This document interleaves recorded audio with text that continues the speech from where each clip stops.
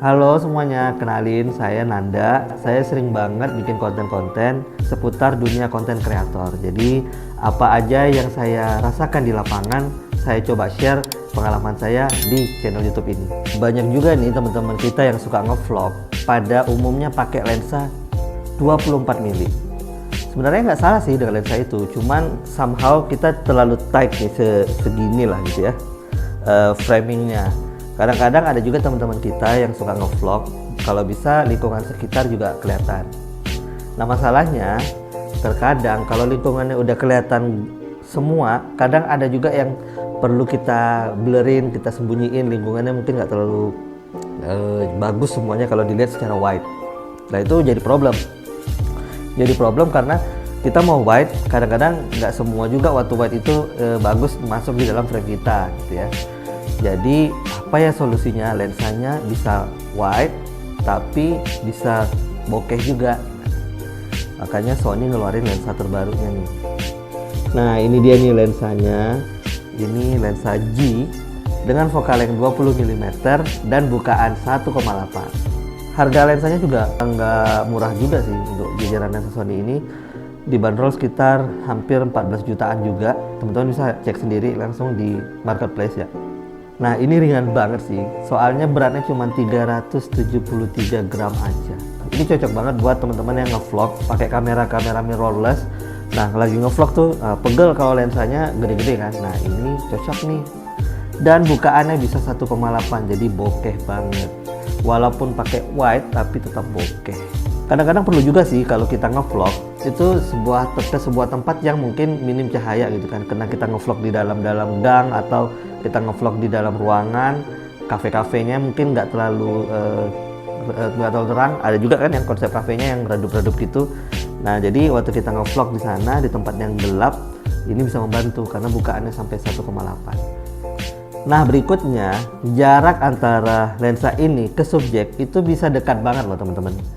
Sekitar 0,19 meter tuh masih tetap fokus. Jadi teman-teman kalau ngevlog kan kadang tangannya harus jauh-jauh gini kan, wah jauh-jauh gitu, biar bisa fokus. Nah ternyata ini dekat banget. Jadi kalau teman-teman begini aja nih sikunya, jadi kalau ngevlog segini, ini udah oke kok sebenarnya karena jarak lensanya langsung ngefokus di 0,19 meter. Terus waktu saya udah nyobain juga lensa ini, waktu saya ngevlog ataupun foto-foto arsitektur itu belum terlalu kerasa lah, nggak terlalu terasa distorsinya. Jadi kalau udah kayak 16 mili itu kan itu udah mulai distorsi tuh, gedung atau lengkungan-lengkungan tuh ada nampak tuh di garis-garis gedung. Nah kalau pakai lensa 20 ini masih bisa tersamarkan sedikit walaupun udah mulai distorsi juga. Tapi ini masih cocok sih buat teman-teman pakai ngevlog ataupun sesuatu yang di vlognya di arsitektur. Jadi nggak terlalu ini banget ya, nggak terlalu distorsi banget lensanya.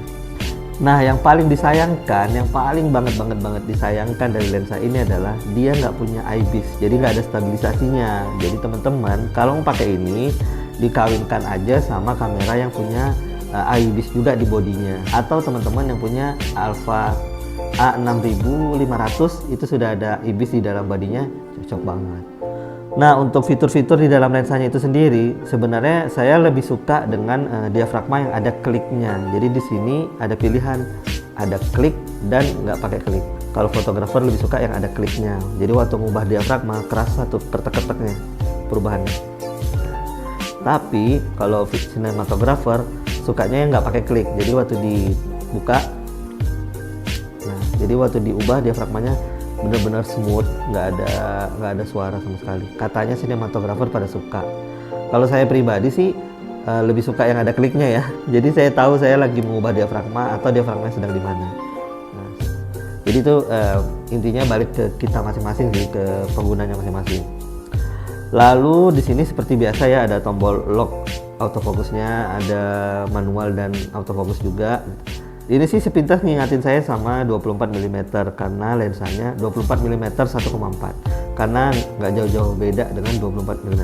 Cuma bedanya ini lebih lebar aja ininya, focal length ya. Oke, teman-teman semua, saya sekarang sering banget kalau ngevlog pakai lensa 20 ini. Apalagi untuk konten-konten YouTube yang kayak sekarang ini. karena lebih lebar.